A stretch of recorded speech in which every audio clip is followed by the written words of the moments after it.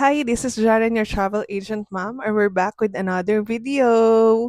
So today, let's talk about yung madalas nyong naririnig. Bakit nga ba red flag ang single traveler sa Philippine immigration? First of all, wag nyong isipin na bawal ang single traveler or solo traveler. Pwedeng pwede.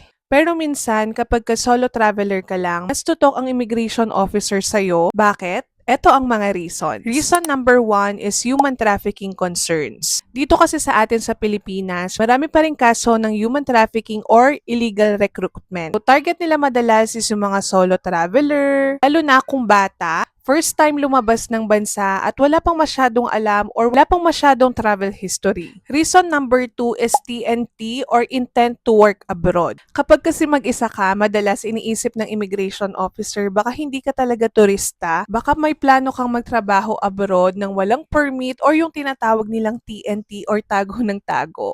Reason number three is lack of ties to return. Kapag kasi wala kang dalang proof like yung certificate of employment, approved leave of absence, mga business permit, school enrollment, ganyan, red flag na kasi kaagad sa kanila yon. Reason number four is documents and consistency. Kapag kasi single traveler ka, mas hinahanapan ka nila ng mga kumpletong documents like yung hotel booking, return ticket, if you have enough funds to sustain your expenses dun sa bansang pupuntahan nyo. At kapag hindi tugma yung mga sagot mo dun sa mga documents na hawak mo, ay nakumbe. Red flag talaga sa kanila yan. Kaya naman talagang yung iba, madalas na nare-profile sila or napuproceed sila doon sa second interview. So, paano nga ba maiwasan yung ma-hold ka sa immigration kapag solo traveler ka? Siyempre, unang-una dyan, kailangan dala-dala mo yung mga complete documents mo. Like yung return ticket, hotel booking,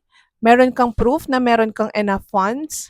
Next is show proof of ties. Kasi ang immigration, gusto lang naman nilang malaman na meron kang babalikan dito or babalikan ng Pilipinas. Kung makakapagdala ka ng mga proof of employment, like COE, Certificate of Employment, approved leave of absence, kung may payslip, dalhin mo na rin yan. Or kung may business ka naman, is yung mga business permits. Next is answer confidently. Huwag masyadong kabado. Ano lang yung itanong, yun lang yung isasagot. And dapat consistent ka rin sa sagot mo. Eto, malaking tulong din ito. Ito yung travel history. Kapag nakita kasi nila dun sa mga previous trips nyo na umuwi naman talaga kayo dun sa date na nabook nyo, meaning isa ka talagang genuine na tourist, so malaking points talaga yon. Kaya guys, remember, hindi masamang maging solo traveler, hindi bawal maging solo traveler, pero kailangan prepared ka talaga sa mga documents mo at sa mga sagot mo. So again, this is Jaren, your travel agent mom, and see you on our next one. Bye!